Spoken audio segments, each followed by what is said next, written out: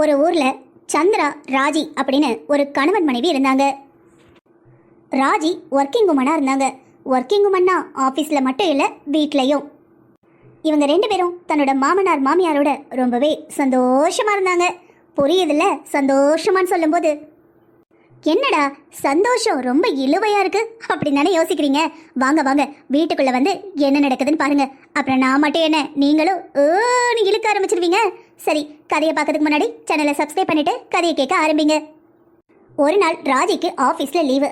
அப்பாடா கொஞ்ச நேரம் ரெஸ்ட் எடுக்கலான்னு ரூம்ல ஃப்ரீயா இருந்தா. ஏண்டி காஃபி கொண்டு வை. காலையில தானே காஃபி கொடுத்தேன், மறுபடியும் என்ன காஃபி? என் மருமவளா இருந்தா என்ன பாக்குற நேரமெல்லாம் காஃபி குடிக்கலாமான்னு கேப்பா. இப்பவும் கேட்க வேண்டியதானே, மருமவ வீட்டுல தானே கிடக்கா. உன்கிட்ட போய் கேட்ட பதில் என்னையும் சொல்லணும். உங்களை யாரு கேட்க சொன்னா? ராஜி, ராஜி எங்க இருக்க? இன்னைக்கு ஆபீஸ் லீவுனா வீட்டுல இருக்கிற மனுஷனுக்கு ஒரு காப்பியை கூடவா கொடுக்க மாட்டேன்? அதுக்குமா லீவு? ஒரு நாள் முழுக்க ரெஸ்ட் எடுக்கலான்னு பாத்துட்டியோ? ஒரு கப் காஃபி கொண்டாமா. காஃபியை குடிக்காம தலையெல்லாம் வலிக்கி. கொஞ்ச நேரம் ரெஸ்ட் எடுத்தா காணுமே, இவங்க ரெண்டு பேருக்கும் பொறுக்காது. அத்தை பக்கத்துல தான் இருக்காங்க, அவங்ககிட்ட காஃபி கேட்கலாம்ல. படுத்து கிடக்குற நம்மளை தான் எழுப்பணும்.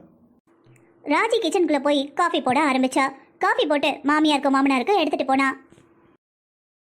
பாத்தியாடி, என் மருமகிட்ட காஃபி மட்டும் தான் கேட்டேன், அவ சாப்பிட்றதுக்கு கேக்கும் கொண்டு வந்துட்டா. சரி சரி, காஃபியை குடிங்க, என்னைய தொல்லை பண்ணாம இருந்தா சரி. மருமோளே, வெளியே போய் சாப்பிட்டு ரொம்ப நாள் ஆகுது. இன்னைக்கு சாயங்காலம் வெளியே எங்கேயா சாப்பிட போவோமா? இன்னைக்கு நீயும் வீட்டுல இருக்க. பயங்கரமான ஆளு. மருமக வீட்டுல இருந்தா தானே கடைக்கு போன எல்லா பிள்ளையும் மருமக கிட்ட வா. அதான் மருமக வீட்டுல இருக்கிற அன்னைக்கு பார்த்து கடைக்கு போலாமான்னு கேட்கா. அத்தை, நீங்க வெஜ் பிரியாணி சாப்பிடணும்னு சொன்னீங்கல்ல, அதான் நான் ராத்திரி இன்னைக்கு வெஜிடபிள் புலாவ் பண்ணலான்னு இருந்தேன். அது மட்டும் இல்லாம வெளியே போய் சாப்பிட்டு வந்தோம்னா ஒரு 2 நாளைக்கு எல்லாருக்கும் வயிறு சரியில்லாம ஆயிடுது. இல்ல ராஜி, நம்ம இருக்கிறதுல நல்ல பெரிய ஹோட்டலா போலாம். நல்லா சுத்தமா கிளீனா எந்த ஹோட்டல் இருக்கோ அங்க போனோம்னா நோய் நொடி எதுவும் வராது. இவ சொன்னதுல இருந்து எனக்கும் வெளியே போய் சாப்பிடணும் போல இருக்கு. அப்படியே எனக்கு கண்ணாடியும் வாங்கணுமா, கண்ணாடி உடஞ்சு போச்சு.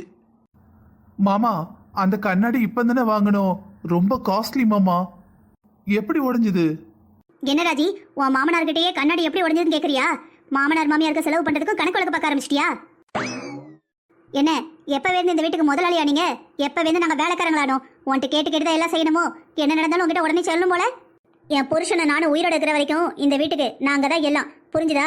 நீ என் மாவனை கட்டிட்டு வந்திருக்க, என் மருமவா. பேசும்போது யோசிச்சு பேசு, யார்கிட்ட என்ன பேசுறோன்னு. அத்தை, நான் அதுக்கு சொல்லல அத்தை. மாமாக்கு இப்ப தானே கண்ணாடி வாங்கணும், 1 மாசம் கூட இன்னும் ஆகல. அது ரொம்ப காஸ்ட்லி அத்தை. 7,000 ரூபாய் கிட்ட வந்தது. அதான் எப்படி உடைஞ்சதுன்னு கேட்டேன். இங்க பாருமா ராஜி, கண்ணாடி ஏன் உடஞ்சதுன்னு நீ கேள்வி கேட்கல. நீ என்ன கேள்வி கேட்கற தெரியுமா? என்னோட சம்பளத்துல தான் இந்த குடும்பம் நடக்கு, எனக்கு தெரியாம எதுவும் நடக்க கூடாது என்று நீங்க சொல்லியே தீரணும்னு கேட்கற. கரெக்டா? நாங்க எல்லாரும் தேவையில்லாம நிறைய செலவு பண்றோம், உன் பணத்தை வீணடிக்கிறோம், அப்படித்தானே? மாமா, நீங்க தப்பா புரிஞ்சுக்கிட்டீங்க. இந்த குடும்பம் நடத்துறதுக்கு தேவையான பணத்தை இப்ப நான் தான் கொடுத்துக்கிட்டு இருக்கேன். ஒரு வகையில இது என்னோட குடும்பமும் தானே மாமா. 7,000 ரூபாய் 8,000 ரூபாய் கொடுத்து கண்ணாடி வாங்கியிருக்கோம். அது 1 மாசத்துக்குள்ள உடஞ்சிட்டுனா குவாலிட்டி எவ்வளவு வீக்கா இருக்கும். அதான் எப்படி உடைஞ்சதுன்னு கேட்டேன். அது மட்டும் இல்லாம இது என் குடும்பம் மாமா. என் குடும்பத்துக்கு செலவு பண்றதுக்கு நான் ஏன் கஷ்டப்பட போறேன்? ஆனா என்னதான் இருந்தாலும் இந்த குடும்பம் நடக்கிறதுக்கு நான் நிறைய பணத்தை செலவழிக்கிறேன். அந்த பணத்துல என்னென்ன ஆகுது, நம்ம ஒரு பொருள் வாங்குறோம்னா அது நல்லா இருக்கா நல்லா இல்லையா, குவாலிட்டி எப்படி இருக்குன்னு தெரிஞ்சுக்க வேண்டியதும் என் கடமை தானே மாமா. மருமோளே, உன் மாமனாருக்கு வேணா ஒன்னும் புரியாம இருக்கலாம், ஆனா பதிலுக்கு பதில் பேச்சுக்கு பேச்சு பேசுறல. உன்னோட நினைப்பு என்ன இருக்கு, நீ என்ன நினைக்கணும், என்ன நடத்தணும்னு இருக்கன்னு எனக்கு எல்லாமே புரியுது. நீ ஏன் பணத்தை செலவு பண்ற? உனக்கும் என் பிள்ளைக்கும் கல்யாணம் நடந்திருக்கு. நீ இந்த வீட்டு மருமக. நீ சம்பாதிக்கிற பணம் உன்னோட பணம் கிடையாது, இந்த குடும்பத்தோட பணம், புரியுதா? அதனாலதான் செலவு பண்ற. நீ என்ன யார் வீட்டுக்கோவா செலவு பண்ற? நான் செலவு பண்றேங்க. அது மட்டும் இல்லாம என் பிள்ளையும் நல்லா படிச்சிருக்கான். இப்பவும் என் மவனுக்கு இன்னொரு கல்யாணம் பண்றேன்னு சொன்னேன்னு வச்சுக்கோ, ஏன் பொண்ணுங்க லைன்ல நிப்பாங்க, லைன்ல. அப்ப புரியும் மாமனார் மாமியார்கிட்ட எப்படி பேசணும், எதுக்கு கணக்கு வழக்கு கேட்கணும், யாருக்கிட்ட எப்படி நடந்துக்கணும்னு. இதோ பாருமா, வாயை மூடிட்டு அமைதியா இரு. ஒருவேளை நீ அமைதியா இல்லனா அடுத்து நான் இன்னொரு பொண்ணு பார்க்க வேண்டி வரும்.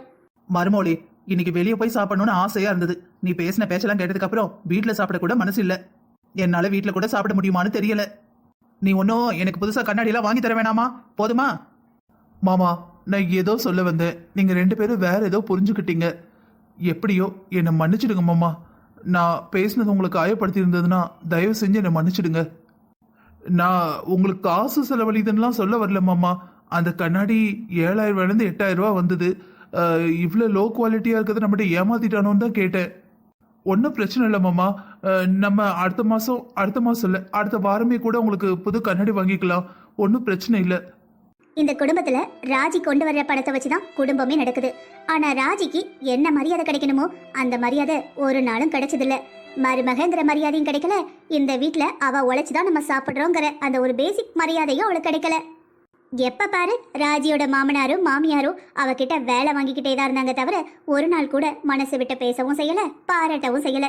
இதுக்கு காரணம் தான் மருமக தான் உழைக்கிறா. அவ கொண்டு வர பணத்துல தான் இந்த குடும்பம் நடக்குது.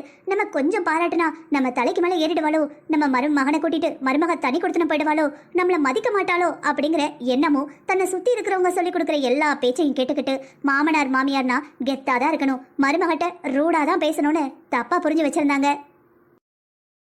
ஒரு நாள் சந்திரா வெளியே ஊர் சுத்துறதுக்கு ரெடி ஆயிட்டு இருந்தா.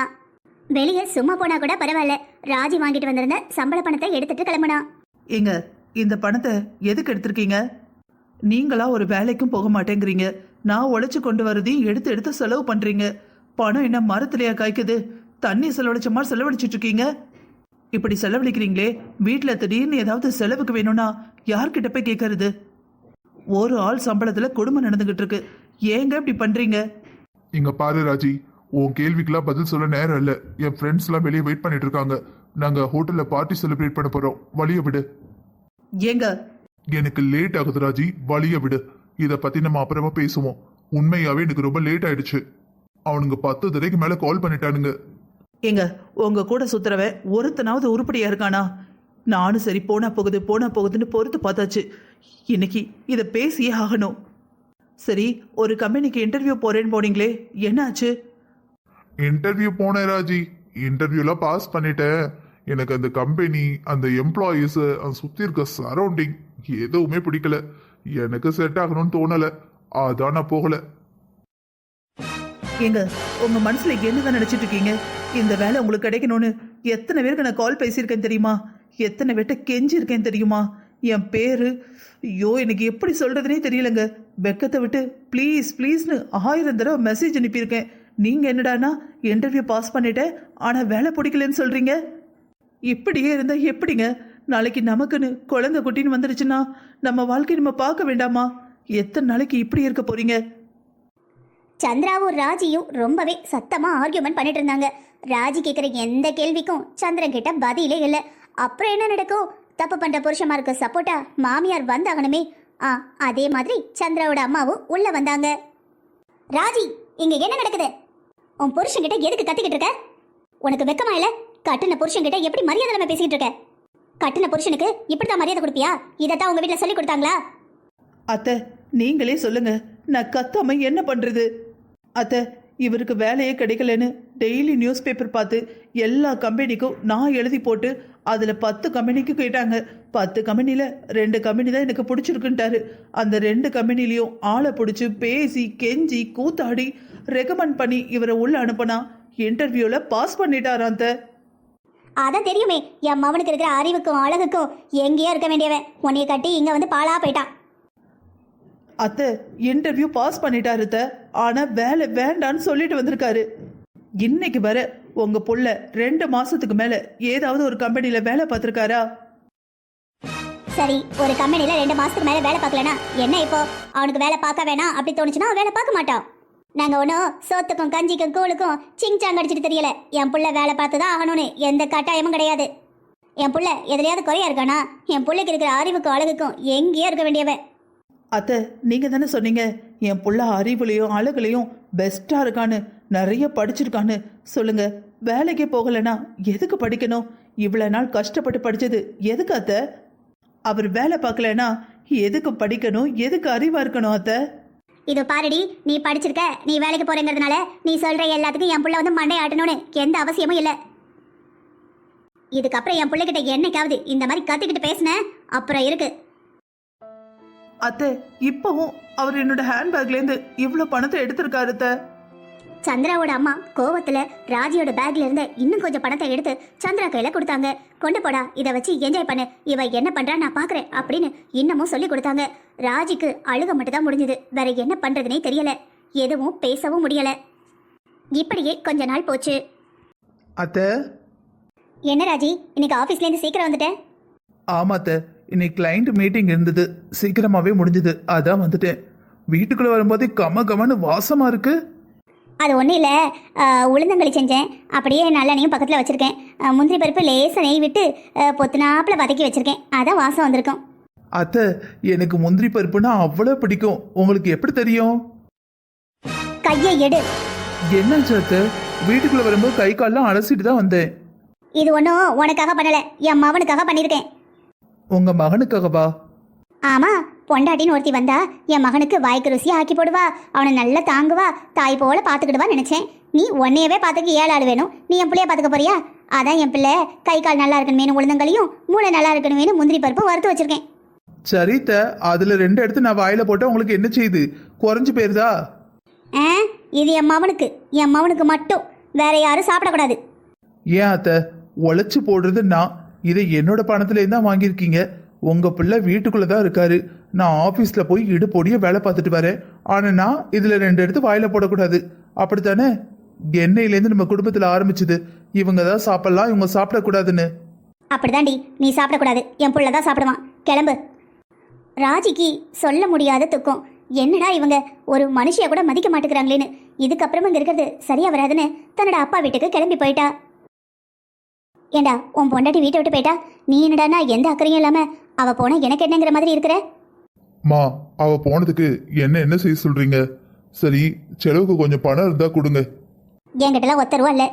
மா, என்னம்மா சொல்றீங்க? உங்ககிட்ட தானே அவ பணத்தை கொடுத்து வைப்பா. உனக்கு கூட தான் அவ பணம் கொடுப்பா, உன்கிட்ட கொடுத்த பணத்தை எங்க? மா, நான் ஆம்பளம்மா, வெளியே 4 இடத்துக்கு போவேன், என்கிட்ட கொடுத்த பணம் அப்படியே இருக்குமா? நீங்க பொம்பளையாள் தானே, வீட்டில் இருக்கிறவங்க தானே, அப்படி என்ன செலவு பண்ணீங்க? அது சரிடா, சம்பாதிக்கிற உன் பொண்டாட்டியே இன்னைக்கு வரைக்கும் அத்தை நீங்க என்ன செலவு பண்றீங்கன்னு கேட்டதில்ல. நீ வந்து கேட்குறியாக்கும். நீ வந்தோடனே வாய்க்கு ருசியா ஆக்கி போடுதும்ல, அது எப்படி ஆக்க? என் கையும் காலையும் வெட்டி தட்டில் வைக்கவா? கடைக்காரன்ட்ட கொடுத்தாதான் கடைக்காரன் பொருள் தருவான். ஏண்டா சந்திரா, என் மொபைல ரீசார்ஜ் முடிஞ்சிட்டுன்னு நினைக்கேன். என் ஃப்ரெண்டு ஃபோன் பண்ணிக்கிட்டே இருந்தானா, எனக்கு ஃபோனே வரலையாம். வாக்கிங் போனேன், அதான் சொன்னான், கொஞ்சம் ரீசார்ஜ் பண்ணி விட்றியா? அப்பா, என்கிட்ட எல்லாம் 1 ரூபாய் இல்ல. மருமவ வீட்டை விட்டு போய் 4 நாள் கூட ஆகல, அதுக்குள்ள வீடு இந்த திண்டாட்டம் திண்டாடுது. இவ்வளவு நாளைக்கு அவ உழைச்சு போட வீட்டுல இருந்தா, ஒரு நாயோட மதிக்கல. அம்மனி போயிட்டா. மகாலட்சுமி வீட்டை விட்டு வெளியே போனோன்னு தருத்திரையும் அப்படியே தாண்ட ஆடுது. என்னங்க, வாங்க நம்ம அவளை போய் வீட்டுக்கு கூட்டிட்டு வருவோம். நான் வரல. நாங்க போனா அவங்க அப்பா நாக்கப்படுங்கிற மாதிரி 4 கேள்வி கேட்பாரு. எதுக்கு? நீ வேணா போ, இந்தா உன்னதுக்கு அவத மாமனையும் கூட்டிட்டு போ. வாமா, நம்ம 2 போய் கூட்டிட்டு வரலாம். இன்னும் 2 நாள் தான் இருக்கு, அவளுக்கு சம்பளம் வந்துடும். நம்ம 4 நாளுக்கு அப்புறம் போனோம், அவ சம்பளத்தை எடுத்து செலவு பண்ணிடுவா. வா, இன்னைக்கே போலாம். என்னாச்சு? நெஞ்சு வலிக்குங்க. ஹாஸ்பிட்டல் போலாண்டி, கிளம்பு. வேணாங்க, அங்க போனா பில்லை போட்டு தீட்டிடுவான், கையில சுத்தமா பணம் இல்லை. நீ முதல்ல கிளம்பு, அதுக்கப்புறம் பாத்துக்கலாம். அப்பா, பக்கத்துல எங்க GH இருக்கும்பா, அங்க கூட்டிட்டு போங்க. அதுக்கு போறதுக்கும் ஆட்டோக்கு காசு வேணுமேடா. என்னம்மா இப்படி சொல்றீங்க? ஆமாண்டா, எல்லா மாசமும் செலவுக்கு பணம் கொடுப்பா. காலி ஆயிட்டுனா அவ கேட்பேன், கடைசி நேரத்தில் எங்கேருந்து கொண்டு வருவான்னு தெரியாது, ஆனா பணம் கொடுப்பா. இப்போ அவளே வீட்டில் இல்லை, பின்ன பணத்துக்கு எங்க போறது? இப்பதான் அவ அருமை புரியுது. அப்பா, நீங்க ஹாஸ்பிட்டல் கூட்டு போங்க, எனக்கு வெளியே கொஞ்சம் வேலை இருக்கு. அம்மா உடம்பு சரியில்லை, இந்த டைம்ல வெளியே என்னடா வேலை? அப்பா, அது வந்து ஃப்ரெண்ட்ஸ் வெளியே கூப்பிட்டுருக்காங்க. நம்ம தப்பு பண்ணிட்டோங்க. நம்ம மருமக எவ்வளவோ தடவை சொன்னா, நம்ம தப்பு பண்ணிட்டோம். வாங்க, அவ காலில் விழுந்தாவது மன்னிப்பு கேட்போம். இங்க பாருடா, இதுக்கப்புறம் மருமக பணத்துல 1 ரூபா நாங்க வாங்க மாட்டோம். நீ உழைச்சு சம்பாதிச்சு வீட்டுக்கு கொண்டு வா, அதுலதான் உங்க அம்மா குடும்பம் நடத்துவா. நீ பைசா கொண்டு வரலனா உன்னை பெத்த பாவத்துக்கு நாங்க பட்டினி இறந்து போய் சேர்றோம். முதல்ல உழைச்சு ஒரு வேலையில ஒரு 2 மாசம் கிரி, அதுக்கப்புறம் மருமகளை போய் கூப்பிடுவோம். எங்களோட சேர்ந்து அந்த பிள்ளைங்க வந்து கஷ்டப்பட்டதுக்கா அவளாவது உங்க அப்பா வீட்டுல சந்தோஷமா இருக்கட்டும். மக்களே, நீங்களும் இந்த மாதிரி ஒரு பையனை பெற்று வச்சிருந்தீங்கன்னா முதல்ல உங்க பையனை திருத்திடுங்க. அவசரப்பட்டு ஒரு கல்யாணம் பண்ணா பையன் திருந்திடுவான்னு இன்னொரு பொண்ணோட வாழ்க்கையை சீரழிச்சிடாதீங்க. ஒருவேளை மருமக கஷ்டப்பட்டானா கொஞ்ச நாளைக்கு அம்மா வீட்டில் இருக்கேன்னா தாராளமா இருமான்னு சொல்லிட்டு உங்க பையனை திருத்துற வழியை பாருங்க. நாங்க செல்லம் கொடுத்து கெடுத்த மாதிரி நீங்களும் உங்க பிள்ளைங்களை செல்லம் கொடுத்து கெடுத்துறாதீங்க. இந்த வீடியோ பிடிச்சிருந்ததுன்னா மறக்காம காஸ் ஹாப்பி ரிட்டர்ன்கிற இந்த சேனலை சப்ஸ்கிரைப் பண்ணி வச்சுக்கோங்க. வீடியோ பிடிச்சிருந்ததுன்னா லைக் பண்ணி வீடியோ எப்படி இருக்குன்னு கமெண்ட் பண்ணுங்க. நன்றி. சாரிப்பா, நான் கண்டிப்பா வேலைக்கு போறேன். நான் 6 மாசமாவது வேலை பார்த்ததுக்கு அப்புறம் தான் என் பொண்டாட்டி கூப்பிட வருவேன். முதல்ல 1 மாசம் வேலை பாரு, அதுக்கப்புறம் பார்ப்போம். 6 மாசமா 6 மாசம்.